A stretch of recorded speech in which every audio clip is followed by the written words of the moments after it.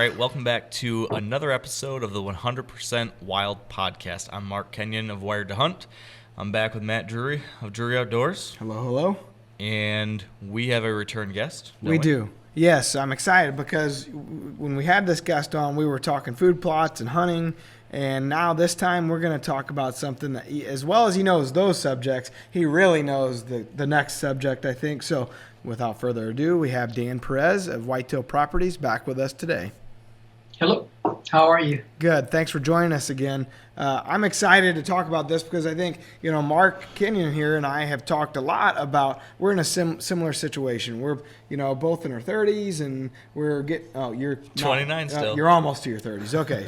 Don't get me that. Don't age don't me kick yet. you into the next curve next. But so we're close to the point where we want to start thinking about buying land. All right, but we have mortgages, we have other obligations, and, how do you get to the point where you just kind of take the leap of faith and that financial leap? Obviously, it's a big one to bite off, and we want to get into that, but first, I think the question of the day we have today it's the point that it's the starting point for a lot of people, right? Yeah, we've got a question about leases, which are something that both Matt and we both have leases right now, and I think there's a lot of benefits to those, and I think that's this question's about. So what we're going to be curious to hear from you, Dan, about is some of your thoughts maybe on that, and we can share some of our perspectives of where we are right now as leasers, but then also, how do you take that next step? When's the right time to take the next step? Who are the right people to take that right step? How to do it? There's so many questions all around that, and I struggle with this a lot. Like, we were just driving back from an Iowa shed hunting trip like a week or two ago, a friend and I, and we sat there just debating, well, is it smarter for us to keep leasing and, only spend, a couple grand a year or something, and we could probably get enough of a hunting area, but or do we invest in buying land because that'd be incredible, but then we're thinking about the amount of money, and it's this constant debate, and so many people I think are out there like me who have that dream, but it does kind of seem far out there, and so we're in this kind of no man's land. I don't know. And isn't that even like you guys' tagline at Whitetail Properties, like the original American dream? Or isn't that something? Is it something like that, Dan? It is. It is the original American dream. It's what we've always wanted, all of us. Yeah. So I guess without further ado, maybe we just get right to that question. Yeah, absolutely. The question of the day is brought to you by Cabela's, the world's foremost outfitter. Hey guys, my name is Sean Furbrush with the American Hunting Lease Association. I just wanted to kind of suggest that maybe you take up a topic of leasing someday, hunting leases, where they started, how simple they can be, how beneficial they can be, not just to the hunters, but to the landowners, and of course how they actually do a really nice job of keeping quality habitat in its natural state. Well, I just think your listeners would enjoy some insight into hunting leases. Thanks a lot, guys, and keep up the great work. So, Dan, can you speak a little bit to that? Can you? I know in the past, Whitetail Properties has, I believe, partnered to some degree with some leasing companies too, and maybe you've got experience with people who have leased and have moved to land ownership. Can you speak to that at all? What maybe some of the pros and cons of leasing versus land ownership may or may not be? Absolutely. Let me walk you through my evolution.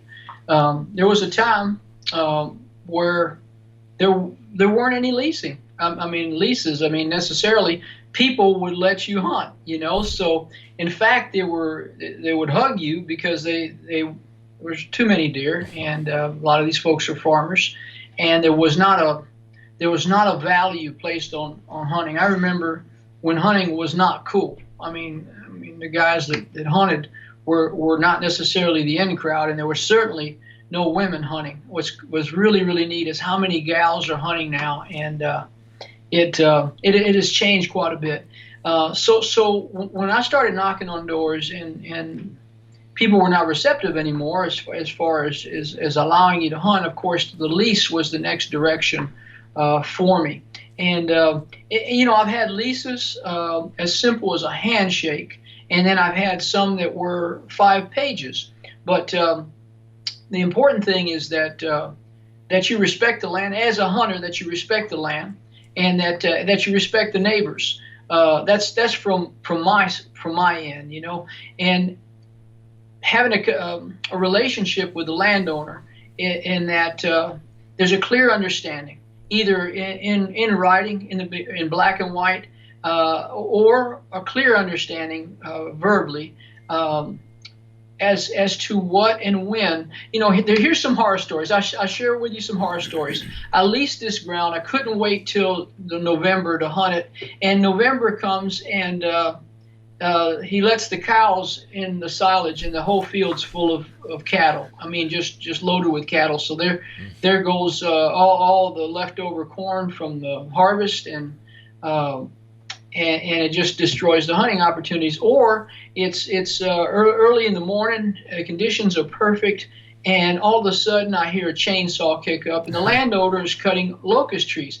And the reason is he doesn't know that those are bad or if it hurts hunting. A lot of landowners, they don't hunt, and so these are things that have to be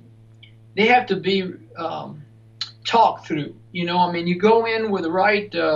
In business, it's an operating agreement. In the woods, it's a lease agreement. It's an understanding of what you can do and what the landowner can do, because you have rights. When you lease that property, you have rights as well. So it's important that you're a good tenant. I mean, if you want to come back and lease again, here's the flip side. I've had guys say, that landowner turned around and leased it out from under us to somebody else. That happens. But in most cases, excuse me, if you're a really good tenant, I mean, you're the guy that does everything right. You lock those gates behind you. You visit with the landowner. You let them know when you're there. You let them know when you're gone. You do little things for them.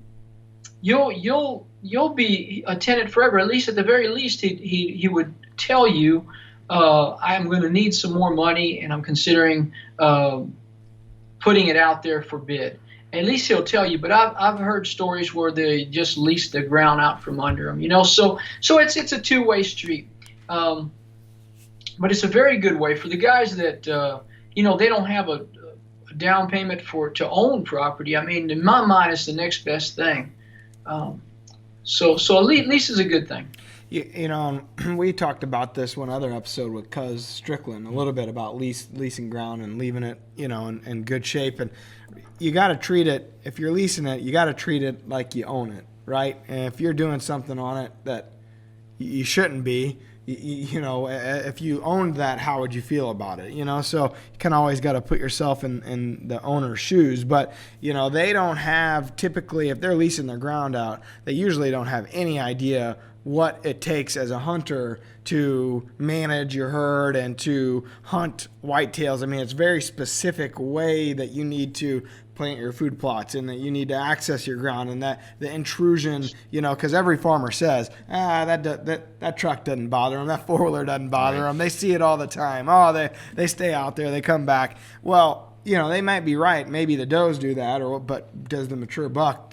So it is a different mentality, and I know that I've worked with the Hunting Lease Network a few times now, and we got to a point where we started having the farmer at the beginning of the lease year every year actually write out what his plans were for that upcoming season, because we had instances where the season got there and they may have been doing something that, the landowner that didn't quite jive, like you said. Maybe it's they're timbering the best habitat or whatever, or cutting out the fences and, all the locusts around the fences. They're just cutting out habitat. And it got to a point where it's like, all right, in this specific case, it's like, all right, if we're going to continue on and we're going to spend the money, we need to know what your plans are before we spend that money with you.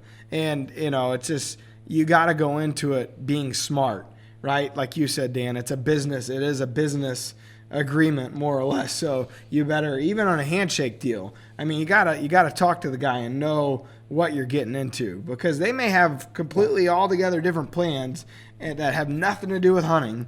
And if it's a farmer, usually the biggest thing on their mind is how they can farm more of their land, right? Like how can they utilize the property they have to make more money? I mean, that's their business.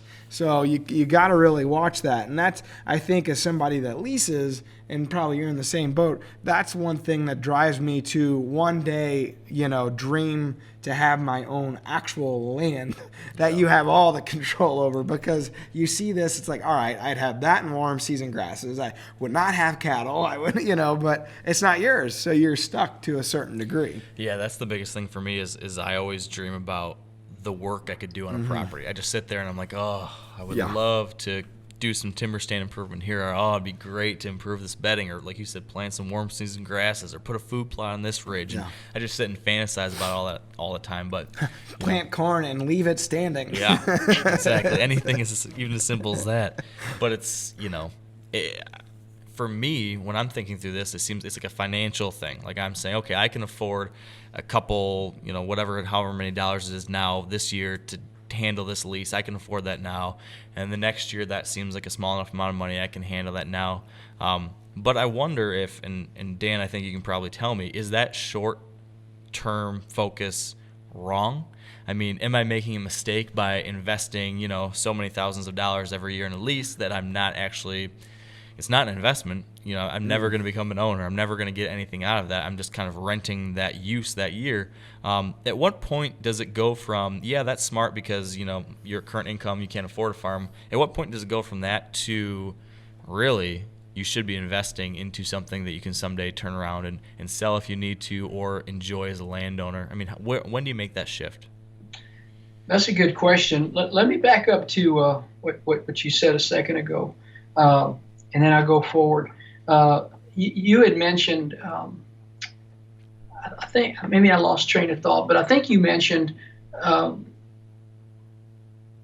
having the money to put into the purchase of land, where leasing would be easier. And I was fortunate in that my dad, he grew up, he went through, he grew up through the Great Depression. And so he instilled values in me and direction that most, for sure, a lot of people growing up today in this economy would never even think of, would ever look at things that way. Between you and me, I have a hard time paying for cable TV or satellite, because I'm never going to get nothing back. It's just like I watch the show Big Deal. You've got my money, I've got nothing. And it's just a different way of looking at things. We kind of, a lot of folks that say they can't figure out a way to buy a new car when they can make the one they got last another year or two. A lot of folks that say that they can't, they buy a bass boat when there's no return on that bass boat. It's a hole in the water sometimes to throw money. A lot of enjoyment. Don't get me wrong, if you're a bass fisherman, don't put bad things about me. I'm just saying there's a lot of things that offer no return. And so, I'm like everybody else. I try to put away in paper investments as well through 401ks and different things. And I have lost a ton of money just like this, that fast, in a volatile market where what I grew over the last 3 years just went down to nothing, and I got to start all over again. Now, on the flip side, I have owned land since I was 21 years old, and one way or another, I own land, and I have never not only lost a dime, never lost a dime, but I've made tons of money on land, and I've made money on every property I've ever had. So I like to just share a little bit about my life. When I was 21, I was married. We were married very young, and I was 21, and I remember my first property. And if you don't know what a contract for deed is, look into it, because many times people they want income. And they want a return on their income. So you might be able to get a contract for deed. Someone may give you a contract for deed where they're making 6%, but the down payment is minimal, very small down payment, sometimes no down payment. And so you make the payments, and when you satisfy that note, you get the deed. And it's a cool way to while you're making these payments, while you're enjoying that land, you're actually growing in appreciation. That land is growing in appreciation. And there's a part of appreciation that's really, really cool about land. And I call it forced appreciation, because you could put up a fence, clean up the property, maybe put a food plot in, maybe make you a little road, not even something that cost a lot, just a little road going in and out. Instantly, you appreciated the value of that property. You forced the appreciation. Now, the reason I share that with you is because you can't do that with a mutual fund. You can't do that with a stock. You can't do that with a bond. You cannot do anything but cross your fingers and hope that doesn't lose value and that it goes up in value. So that from that standpoint, land is awesome. So I'll go back to that first purchase that I made. It was 5 acres, and 5 acres was enormous for me. I mean, it was like all of a sudden, dude, my wife and I, we own trees, we own dirt, we own everything that's on it. And I literally, man, I love the smell of dirt. I love the crunching of leaves when an animal's walking through the woods. I love every aspect of nature and land. And we would go there. We'd sit there on a log, we'd bring lunch, and we'd just look at our land. And we'd walk around on that property, and it was just like so exciting for 2 kids, basically 31. We were kids. And so here's the deal. That land, it made me, and at that time in my life, that was a lot of money. When I sold that land, I made, after taxes, I look at everything after, not taxes, but interest and taxes. I made 30 grand. I made 30 grand, and I enjoyed the heck out of it. That was my first lesson in life. But before I actually sold that property, 2 years later, I had bought another property on the same way. It was a contract for deed. It was on the Steenahatchee River in Steenahatchee, Florida. And if you go to Steenahatchee, Florida right now, it isn't the Steenahatchee, Florida that when we bought land. Steenahatchee, Florida is just an awesome getaway for people with a lot of money, just all kinds of beautiful buildings and things going on. The Steenahatchee River goes out into the Gulf of Mexico, and I could launch a boat from there and go into the Gulf and fish and hunt, and it was crazy. And I made a lot of money on the Steenahatchee property. But you know what was a lot of fun? And I believe I'm a steward of the land first. A lot of people don't know this about me. They think, oh, Dan's just a deer hunter. I'm a steward of the land first. I love, you were talking about improving the property.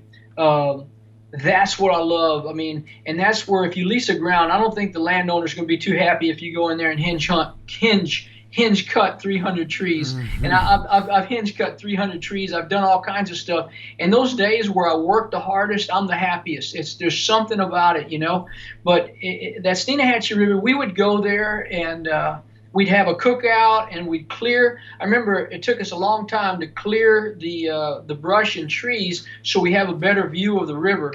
And we were just there working, and my son Danny was just a little baby, and he's running around, and I mean, it was good times, man.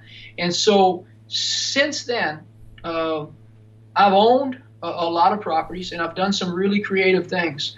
But I've owned, I've bought, and I sold, and through it all, there's been nothing more exciting in my life. Like if you're buying a piece of land, you may have a lot of things going, but there's nothing more exciting than that property that you're buying. There's nothing. And I say that, so a lot of people will scold about thinking investment and not thinking spending. If you put away a little money, just make it a habit of putting away a little money. You don't own that money. You don't touch that money until you can invest it. Do not spend it. You will be able to buy properties. But I'll give you an example of once you start understanding a little bit more about what to look for, how to purchase ground, you'll realize that the ground can very easily pay for itself. You don't pay nothing. Not only do you have appreciation when you sell that property, but while you own it, not only are you having a great time, you're growing deer, you're hunting, you're enjoying it, everything that you dreamed of, but that property can actually be making money while you own it. And I'll give you an example. I just bought a piece in Iowa. It's in northwest Iowa. And so it had tillable acres on it, and it had part of the properties in CRP, and part of it is timber. So we looked into the programs FSA has right now that would do 2 things, that would perhaps make it better habitat and would up the rent. So the tillable was bringing $165 an acre. Not bad. Looking at it, it was a 2.5% return on the CRP and on the tillable on the property. We were able to negotiate a deal with the landowner where he's going to roll it into the tillable, sign the contract now so it rolls into this new pollinator program in 2018. So that pollinator program, I made sure I qualified for it, and so that was a condition or a contingency of the purchase that I can have that in this program and that I qualify for it. And so this pollinator program now went from $165 an acre to $279 an acre on the return. Nice. And so I went from I think from 2.5% to 4.57%, and then I've got a few years. I got 3 years left on the remaining CRP that's on there, which is way under market value right now as far as what CRP is paying. And so, in talking to the lady from FS, she feels confident that when I roll that into a new program, that it will be a minimum of $225 an acre, and what it's bringing now is roughly around $150 an acre on the CRP. So when it's all said and done, I'll make 5.5%, and it'll be just awesome whitetail habitat. And so from that point forward, I don't have to negotiate a deal with a farmer every year, every 2 years, or even worry whether he can make me the payment or not. Yeah. And it so, pays for itself, the taxes, and that's the cool part about it. Oh, I know. Yeah. There's two more kickers I'll share with you. So I'm borrowing the money at 4.15%, 4.15, and I'm going to be making 5.5%. That's a no-brainer. I'm making money on their money. I haven't even, and meanwhile I'm having a blast. Yeah. And then I promise you, what I've done to the habitat, when I sell it, I'm going to make a bunch of money when that happens. We put a camera out there, and in 2 weeks I had 7,900 images. So There's a lot of critters to boot. When we're done improving the habitat, it'll be phenomenal.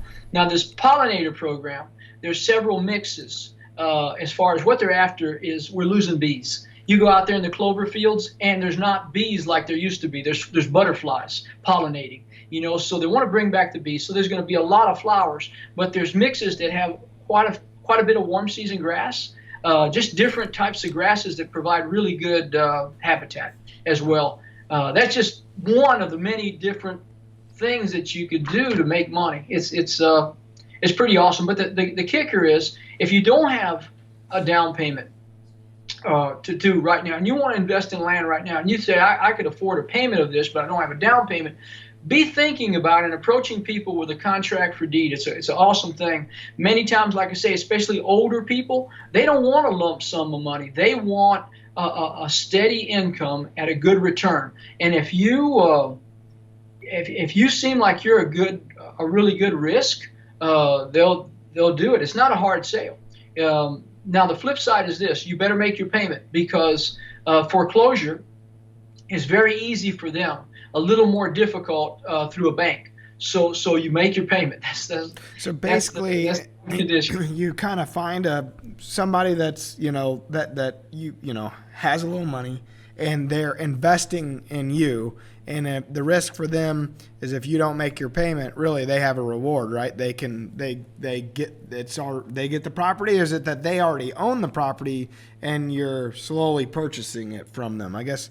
That's what I'm wondering. You've got a contract, and the only way that they can take the property away from you is if you don't pay them. And most of the time, it's 60 days. You get 60 days behind with them, and they have that. So know your situation. I'll give you an example. Your dad bought a piece of property there in Dutch Creek, and I know the owner. He did not want a conventional loan. He didn't want a lump sum of money. He liked the deferred plan. So. That's what he worked with your dad, was a contract for deed there on Dutch Creek. Wow. And that's the only way that he would sell that property. Huh. That's interesting. Yeah. So Dan, what about people in my generation, millennials? A lot of us have tremendous amounts of student loans. You hear about this all the time. A a lot of student loan debt. We got these college degrees, which are supposed to help us out a lot. And No then, job. And then some of those people have struggled to find a job or whatever it might be, pay off that student loan debt in the years following the recession and everything. So for somebody like that, maybe that has now a good, solid job, and they love to be a landowner someday, but right now they're still weighed down by that student loan they're working on. For that guy or girl, does investing in land make sense in that kind of situation, or do you just got to get rid of all that debt first before you should be thinking about anything like that at all? Well, if is Mr. Millennial, if you would consider a lease, if you had money left over for a lease, then you should consider a purchase, even if it's a small one. Okay. So basically, if you have enough disposable income to spend on something like that, you're saying, then that could be just as well used to make some type of small investment. I guess that makes sense. Especially, I tell you what, I'll give you another, what works out really good. If you're on a lease with several guys, that seems pretty common. Sometimes guys they'll even go into a lease as an LLC. They'll form an LLC where they have one payment going in, and these guys all share, and they have some other advantages. But if you and that same LLC can purchase ground, or you have several guys together and they're not part of an LLC. They're just throwing their money in the hat. They're leasing ground. In many cases, depending on the situation, when you consider that there's a lot of income. I mean, deer, for example, they're edge animals. There's a lot of opportunity sometimes for income. So very often you could purchase a piece of property and end up really with no payment, and the fact that there's several of you on that lease, your down payment individually would be far less, depending on how many and how much ground. It's a pretty interesting approach. You just better be comfortable with those people, because it's amazing what little, you think you're best friends or whatever, but you would sure want a pretty black and white contract. Back to your really original point for the lease. You get in a situation like that, you don't want business to affect friendship, because people get a little, they can get a little weird when it comes to owning something. And so, you may have ideas of what you want to do to the property, and they may not agree with it. So you definitely would want to be on the same page going into it. But it's a good point, because it's a good way to pool your resources together to be able to get that down payment to, purchase whatever, 50 acres, 100 acres, whatever. But boy, at that point, you got to be sure you got the right group of people. Oh yeah. Yeah. You bet. I agree. Yeah. So we talked a little bit about, you mentioned some examples in your case of this property you bought where there's some different ways to make it a little bit more financially doable given the income you can make off of that. But could you just kind of walk us through the basic starting point for someone like me or Matt, how to find a situation like that where it can be financially feasible to get started in land ownership? You've touched on a few things, but maybe from a higher level, kind of here's steps 1, 2, 3, 4 of how Matt can start working on his first piece of property. You bet. So here's a typical scenario. You're thinking about ground, and so you Google hunting land for sale, and then in wherever that is in Iowa, wide open, or in Illinois, just stay wide open, or if you wanted to say in northwest Iowa, whatever it is, and then you'll get a lot of references to go to, and then you'll end up on some websites, and you'll look at the different properties. Read the descriptions of the properties. Find the property that fits what you're looking for the most and seems like it's the most obtainable. In other words, your budget might be a 40-acre tract, might be 20-acre tract, might be 100 acres. That you'll know. But you look for that criteria. I look for ways after I find that property or that in that area that I'm interested in. I'm more interested in an area than I am the specific property, because there are some areas that have a history of producing good animals. When that happens, it's either because there's no pressure or because it's managed very well, and or there's just tremendous genetics. All of it is good. So it's like that people that talk about flipping houses, they talk about buying the least desirable house in a very desirable neighborhood and then improving it. And that's what I love to do. I love to find what might be considered the least desirable. Least desirable in that maybe it's just a rundown cattle farm. The pasture looks horrible and lacks water, and it lacks a lot of things, And so that's the property that I could buy the best. And that property there may not have income. But that might be a great starter property to buy, improve, and flip. That may not be your first property. I'm going to give you a couple of different scenarios. That may not be your first property. That may be the one that you improve and sell, and then buy the property that you want because of the equity that you grew in just improving it. That's amazing how that works. Another scenario is that you find that property, and then you figure out what it consists of, what the income already is, and how you can improve it. I've sold a lot of properties where in between or even during the time that I'm showing the property, and I understand that person's budget, and the rent on that property is, the cash rent on that property is 165, for example. I used before 150, whatever it is, 200. And then I shop that price for my client like crazy. And I've gotten it up from 150 to close to 300, believe it or not. And one of the reasons is sometimes the landowner gets very comfortable with the tenant.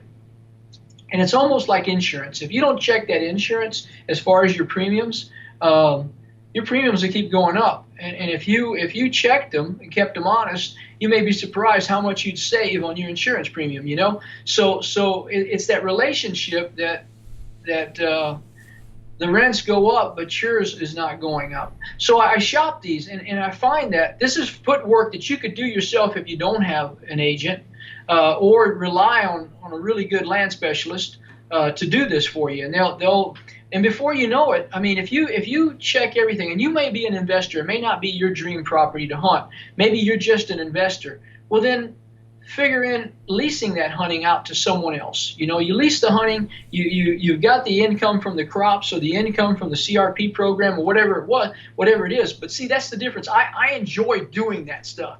I'll sit there and I'll crunch numbers for days. And when it all comes together and I see it clearly, there's a ha-ha moment, And so, but you gotta, that's part of it, is you gotta work every angle. You just get a little creative. Sometimes it's amazing what's there, and you just don't see it at face value. I've seen the side of this that he's talking about with Mark and Terry for years and years, and it always amazes me. And knowing guys like Jeff Probst, who's a whitetail properties agent, and he's very, very good at what he does. And it's almost like there's a select group of guys, not a select group, there's a big group of guys that it's just investments. You know what I mean? Obviously, doing what we do, they also use it as recreational hunting and that type of thing. But it is an investment to their next property and to the next property, and they keep rolling it over and in, and they find these pieces that need a little work, and they go and put the sweat equity into it, put a little bit of money into it, effort, and it's amazing the return they get on their investment. And it's almost like they're a little group, and they let each other know a deal's coming up, and it's amazing to see what it turns into, because everybody started somewhere,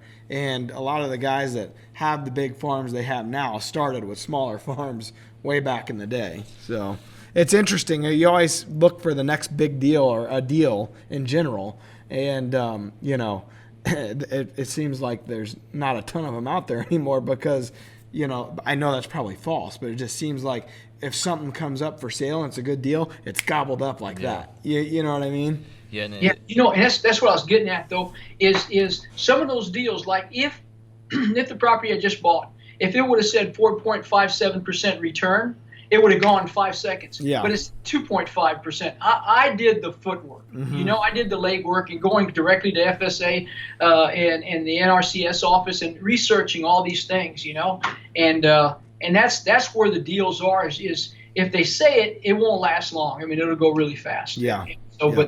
But if you And see, the more that you do, the sharper that you get. And here's the sharp part of it. A lot of the legwork, one of our land specialists, Garrett Armstrong, he's over in Iowa, he did for me. We've got, I think, 168 agents right now. We call them land specialists. But if you look on our website and you read the profile of one land specialist, maybe it's Jeff Probst, and you go to the next, and maybe it's Gabe Adair, or maybe it's Tom McFarland, whoever it is, you read their profiles, and the names may change, but the profile is the same. These guys love serving the customer, and they love land. So when you've got a guy like that working for you, that's what makes it easy. You could.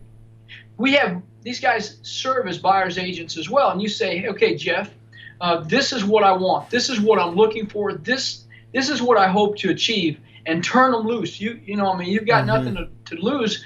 In a short time, he'll bring you several properties to consider and show you how it will pay for a large percentage or all of the payment. So it doesn't happen every day. Like this property that I just bought, it took me a little while to find.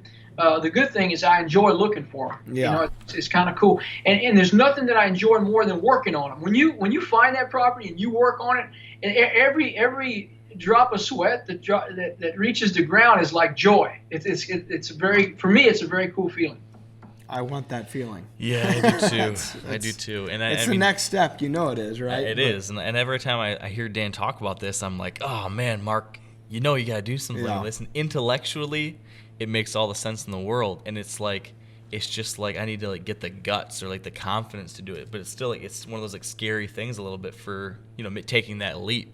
And I think to Dan's point, when you have someone who can help you through that process, like a land specialist, an agent, whatever it might be, especially someone who's got that kind of experience, that seems very helpful, because I certainly couldn't do something like this on my own without having that first-person experience. And agreed. It's like buying your first home or buying, your first car and not knowing anything about what you're getting into. It's just a daunting task, really. But as in anything, you just got to do it. If you want it, you just got to do it. That's where I'm that part right before just. right. And to the original question, I mean, there certainly is a place for leases for some people, like in our situation, where we're just not quite ready there. I mean, there are benefits to that, and there certainly are some places where you still can get hunting access for free, which is great. Yep. And it allows people to get out there, and there's public land, and I think all these different things are the right thing for different people in different circumstances. But as long as one way or another we can get people out there hunting and in the outdoors and enjoying it, that's a good thing. And I'm glad there's people like Dan who can help those of us that are ready to take that next step, to help us do that, because that's not easy. Or finding a lease, that's not easy. No. We both talked about that's a challenge too. Yeah, and there's services there too that help you, like hunting lease networks. I know drop time leases is another one. I'm sure there's a bunch more. This guy's the question of the day. He mentioned one that he's a part of. So there are services out there that can help you. Sometimes I know your method is the knock research and knock on door method, which was probably the only method back in the day that I'm sure Dan can attest to that. So, but there are services out there you can use. Yeah, and I mean, to your point, for me, for my lease, it was a just talk to a lot of people type deal, where I just kept talking to. I actually was talking to real estate agents and lease networks and different people, just asking around, hey, do you happen to know of anything? Do you happen to know of anything? And over the course of years, I just kept that kind of feeler out there, and finally, someone did. Yeah. But all these things take work, whether it be buying land, finding a lease, getting access to something for free, keeping learning a public lease. land. I mean, all that stuff takes work and dedication to it. Yeah. If you really want it, there's ways to make it happen. Yeah, I think if you've never done any of it, I think a lease is a good starting point. Because for me, I've always had the opportunity, obviously, to hunt Dad's place.